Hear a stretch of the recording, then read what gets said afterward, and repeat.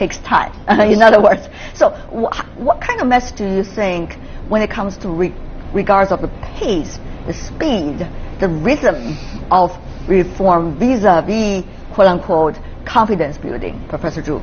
Well, I think it's all in the details, right? We say that all the devils live in the details. So, well, I think clearly the pace of the reform will be slowing down. I mean, given two reasons. One is the very fluid situation in international financial situations.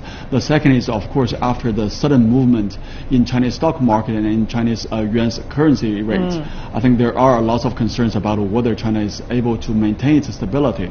So whenever we have such a panic or such a treacherous situation, I think the pace of reform will be slowing down, justifiably. However, I mean, I also want to point out that many of the problems that we're facing right now is due to the lack of reform a few years earlier. So there's a little bit treacherine relationship. I mean, if we're not willing to push forward in light of the hardship that we're facing right now, we may have bigger trouble or bigger risk down the road. There's also the short-term vis-a-vis the longer-term, the short-term pain or the longer-term concern, Professor Huo.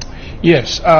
Well, a number of years ago, where we have the financial crisis starting from the Wall Street, and then I was thinking that maybe it's the time to have a domestic reform, say 2009, 2010. But obviously, then we were too busy to want to get the economy back to the platform. So, in a way, in a sense, that financial reform, it takes time, but we have to do it in a stable way, I shouldn't say in a more very aggressive ways.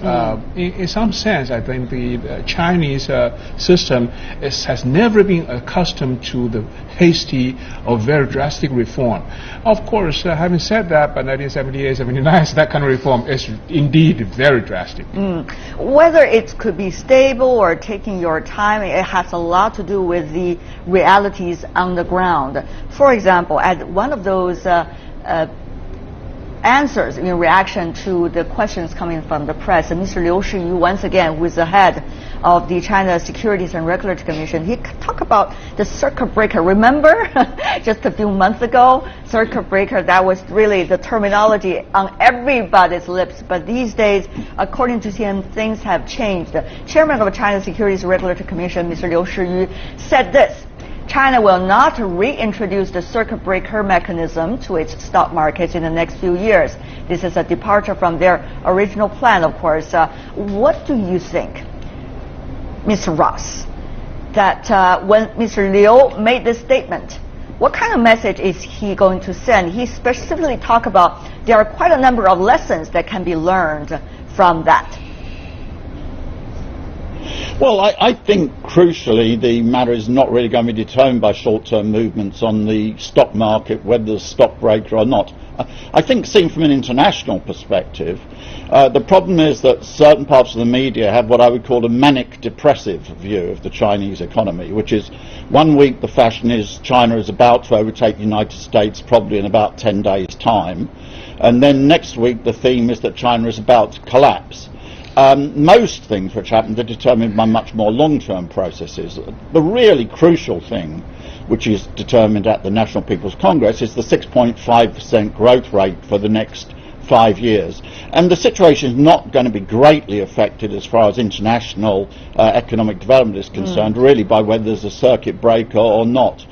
In general, I'm in favour of letting free market processes go within reason, but really whether there is a circuit breaker or not is not really going to fundamentally affect the situation. But you know, Mr. Ross, a circuit breaker or not, that's only one of those case studies with which the policymakers at the time were trying to test what could be the practice used in order to positively deal with the market and not to let the market so-called slide down to a dramatic level. But eventually that test did not work, at least this specific one.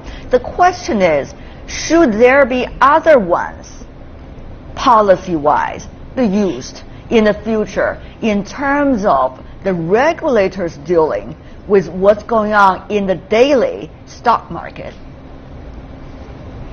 No, I don't think, except over very short periods of time. I have a sympathy with the view that if you have an extremely precipitate fall on the stock